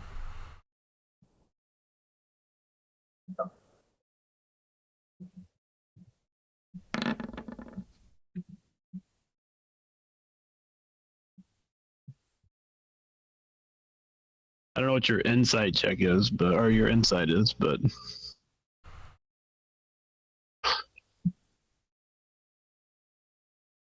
I'm pretty insightful. I'm sort of insightful.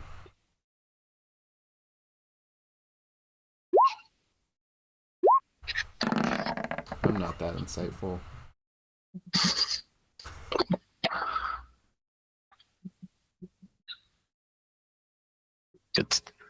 Kateris, yeah. Insightful, yep. Enough. Maybe, depending on what else is added to that 8. Ooh, stop it. Stabbin had found his conversation. Mm-hmm. Yeah. Yeah, Stabbin and Kater,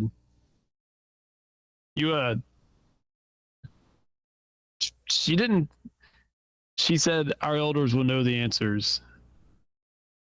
You know, they certainly will, and y'all were not convinced by her saying that. Let's just put it that way. It almost seemed like she was trying to convince herself, but she said it in that Triton kind of, our elders will know what to do. Of course, they're the best. Yes. Yes, they are.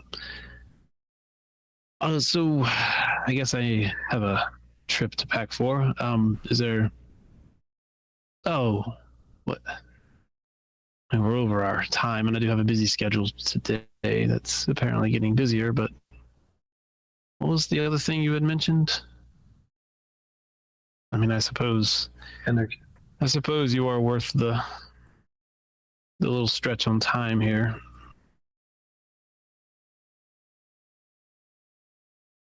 What'd you say, Suf? I put a reminder out there that was energy. Josh had mentioned. Oh, yes. Yeah. Yes, so apparently to Malignant, we glow with some kind of strange aura that mine and Stavid's are similar, and Kater's and Ollenius, who couldn't join us, theirs are similar. But theirs are different than ours. Yes. And Well, Stavid and it's I are this, also the ones who were told to seek her, and Ollenius and Kater were the ones told in their dreams to not seek her. So we were trying to puzzle out what that connection might be, and why we appear to be glowing to Malignant. I thought perhaps it was something to do with Yetin, but it seems related to the dreams as well. Have you heard of people glowing? Wait, if I understand, you're saying that your Yetin glow is different from Kater's Yetin glow. Yes, to Malignant, it is different. To Malignant, Yes. but not to anyone else. I don't know if we've asked anyone else. Malignant just mentioned that he perceived, and he was confused why we appeared different in this glow that he was perceiving. Maybe we should have asked someone else. And I'm trying to remember. I thought we had asked him if other people on Cloudforth glowed. And I don't remember what the answer was that they did or didn't. Well, now remember, it actually isn't Malignant that sees it. It was It was right. It was Shiar's Yes. on the ship. Right. yeah, sorry. It was Right. one of Malignant Malignant's was- people. Yes. Right, and so Shiar's had told Malignant that, and so Malignant then, so Malignant can't see, any Yes. of the glow. So All right, he was back just that- relaying. Yeah, back that up. But yeah, Malignant told us. it's okay. Yes. Yeah. One of his people who is more in tune with the arcane was able to see it. Wait, and you said a Yetin glow, like that's something you've heard of before. Is that a I've been here for a long time. so it's a thing other people can see? A Yetin glow? There was I mean, if my understanding, if you can see the arcane, then can none of you see the arcane?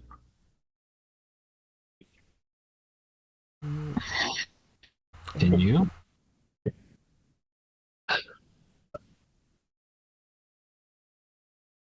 No, I cannot actually.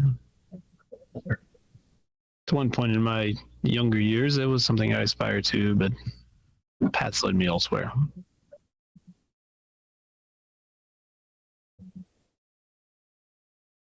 So, I mean,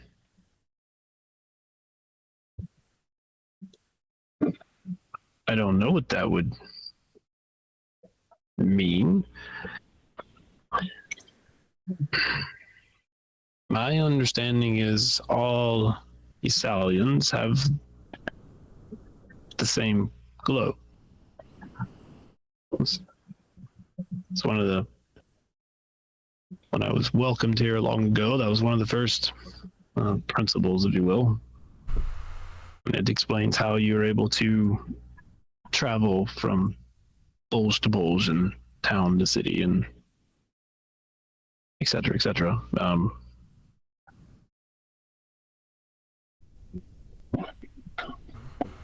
Apparently, ours were or have somehow become different. You say different. What is different about it? You know, like specifically. Oh, did I write this down? I think it was the two of you were like light, and Ollenius and I were dark. What it was? I think we're black on the inside and yellow on the outside when he drew it. Oh, yeah, that's right, because he drew it on the ground. Or somebody drew it on the ground. Vice versa. Yeah. Yeah, I have that Malignant drew it. Yeah. In yellow and black. Yes. So, almost like we're the inverse of each other. I think he stole a kid's chalk to do it. I think he did. He just walked up to it and took it. Yep. That's right. Borrowed it. I have no charisma. Yeah. And she looks at the two of you and says, "So you are the reverse? You're, as you say, inverted? Have you always been this way?" What? Are we inverted? I've never given it Are we much. what? I've never given it much thought before, really.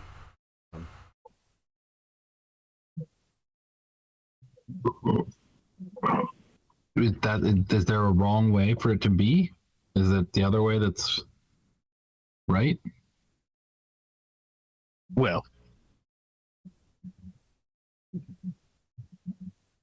she points at Kater.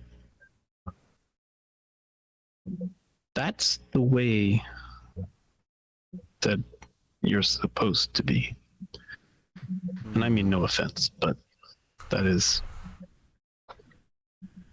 the Assalian way. However, where is somewhere around here? That was long ago. How many years? That's many years. I met someone long ago.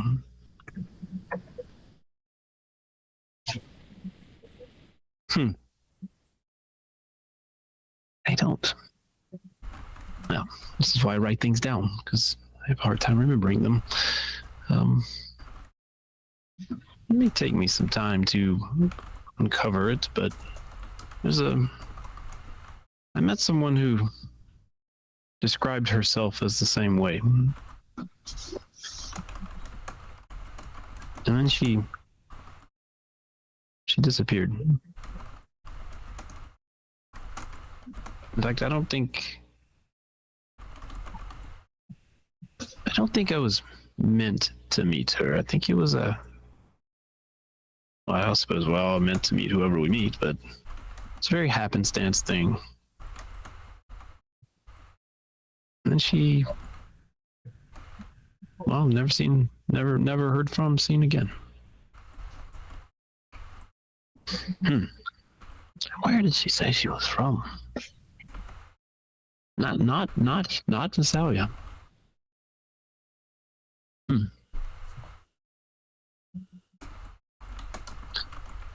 Well, let me see if I can find my notes on her. She was such an anomaly. It probably won't be too hard to find where I placed all that. Don't know if you'll get much more information out of it, but I think anything that you can recall about her seems like it would be valuable.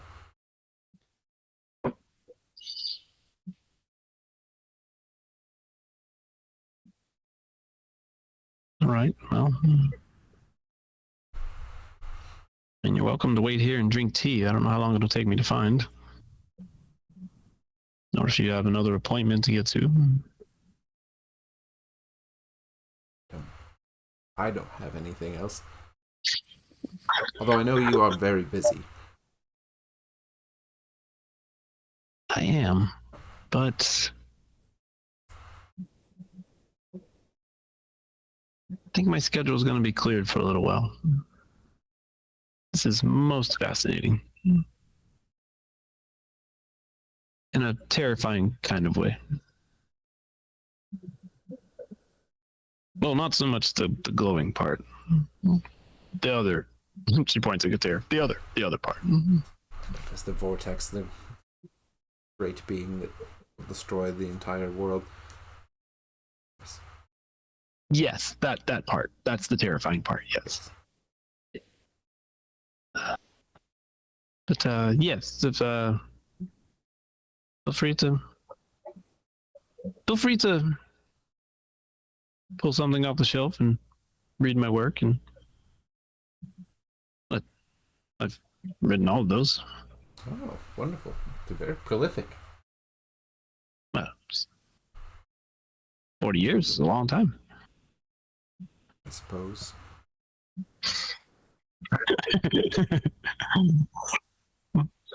Glad Ollenius is not here. Yeah. Yeah. If Ollenius, if you said that in front of Ollenius, you'd get a different reaction.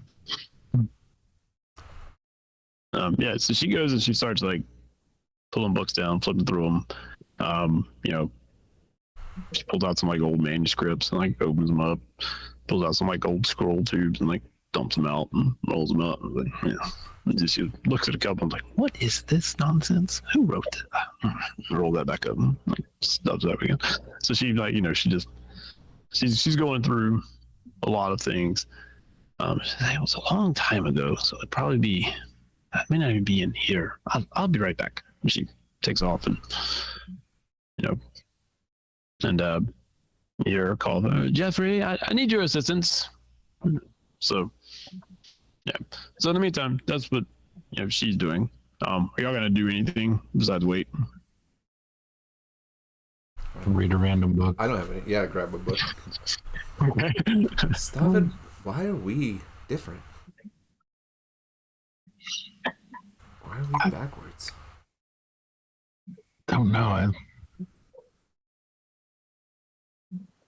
Did anything strange ever happen when you were doing Yetin? In all the times I've done my duty, nothing out of the ordinary has ever happened that I can recall. I mean, no, nothing odd with that. No. I guess being backward hasn't harmed anything. I don't like being backward. I mean, they're backward. I mean, I never felt like I was backward. No.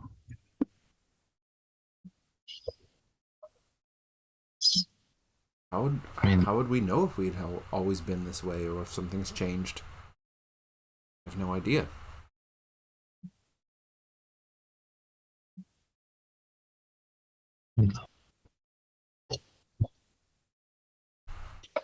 Never felt wrong before. I mean, just felt like one of the crowd, one of the others. Maybe a bit of a different path than you or others, but still not significantly different. No, me either.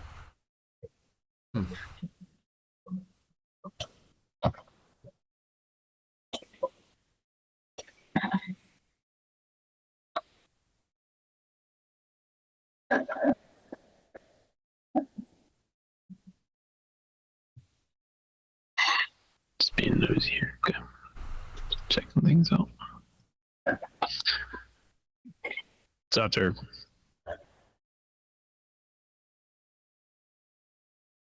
some time, y'all can, of course, continue talking because it's, she'll And I was like, no, it's not back here. It must be upstairs somewhere. And then like you're going up the steps, and you know,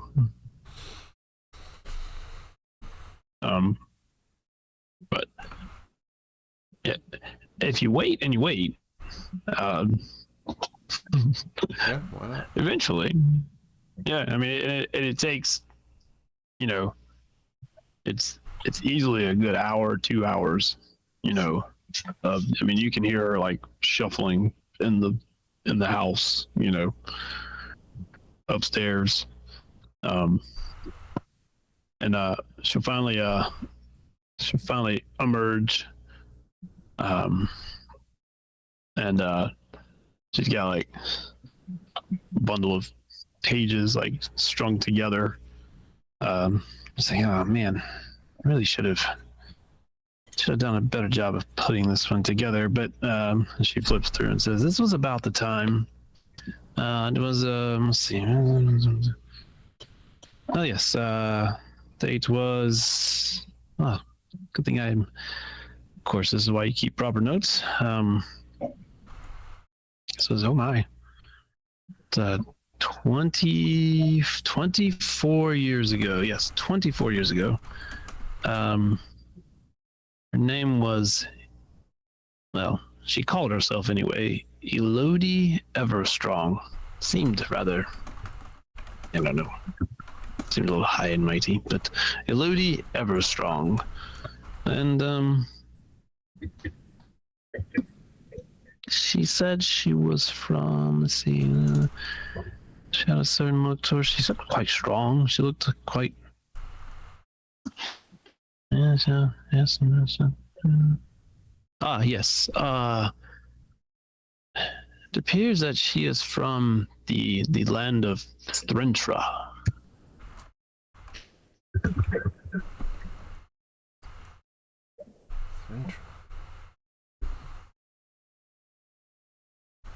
Yes, far to the south of here. Far to the south.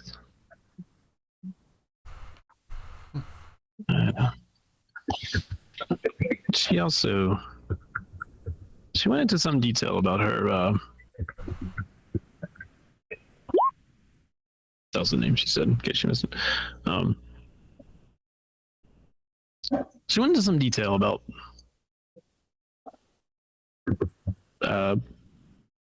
why she couldn't stay, or that she felt like she would be outcast, she would be hunted. Again, not really sure why she told me all of this, besides, well, she was, I guess, new to the city, and I obviously stand out, and maybe she felt I was a kindred spirit. Because I should go back and reflect on that a little bit now that I think about it. But anyway, but yes, but she described exactly what you described, and until this day, I'd heard of no one else being described that way. Where'd you say you were from again?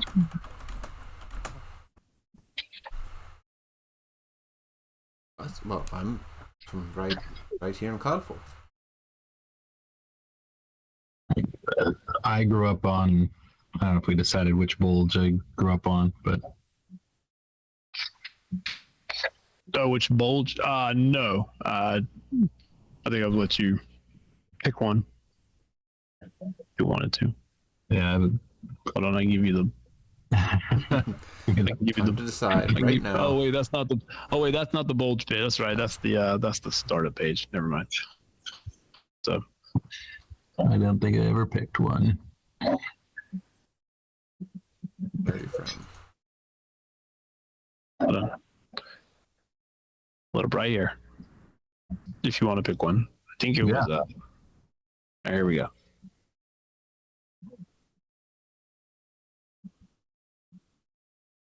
Your choices are slowly pulling up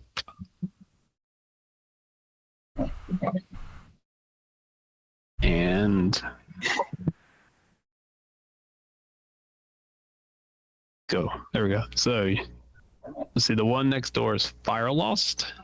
The one after that is Goldfly. The one after that is Drake Sphere. The one after that is Never Cold. And the one farthest away is South Point.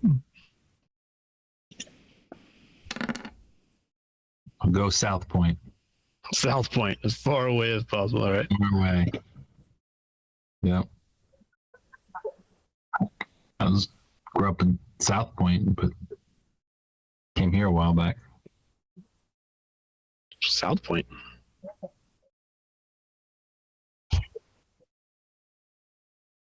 Huh. Well, I guess I have more to add to my notes.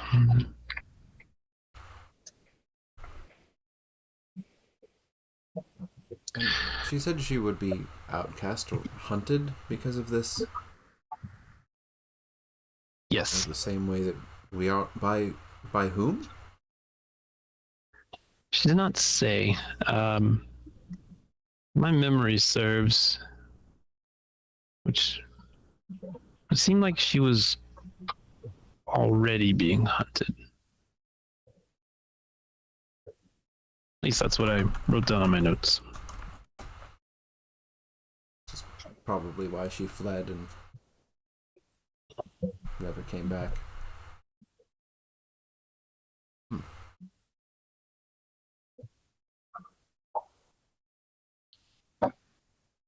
Although how she got off here, so be quite an accomplishment if she did.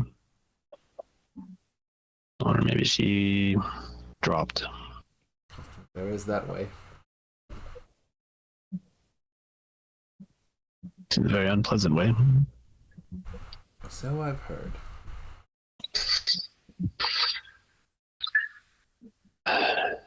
But well,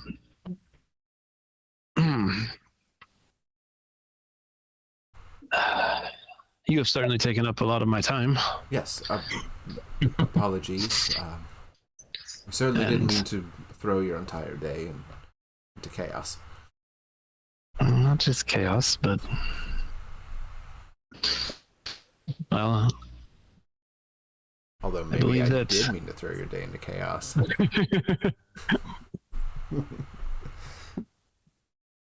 Seems that there's a lot to unpack, as they say. Yes. Suppose we'll go see the folks at the temple and then go from there. I'll well, stay in touch. I will make time for you. Well, wonderful. We appreciate that very much. But please try to keep it within hours. Yes, definitely. We'll make an appointment. That would be best. But if you tell them who you are, we will fit you in as quickly as we can. But anyway, yes. Good luck. Yes, have a safe journey back home, and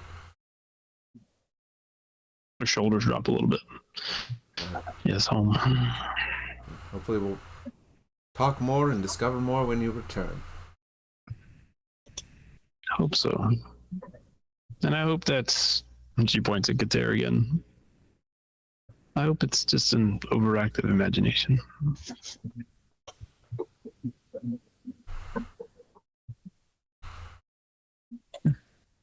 Yes. And is the plan to head to the Church of Saloon? That night, because it's really a night thing more than anything. I would try and convince them to. Yeah, I'll go. Sure. Assuming we can find Ollenius. Yeah. And that's where we'll pick up next time. Great.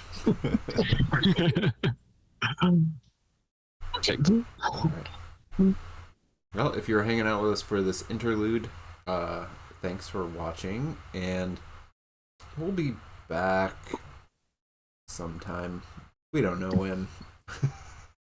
To find out what happens with the rest of these mysteries. So, we will see you then, whenever that is.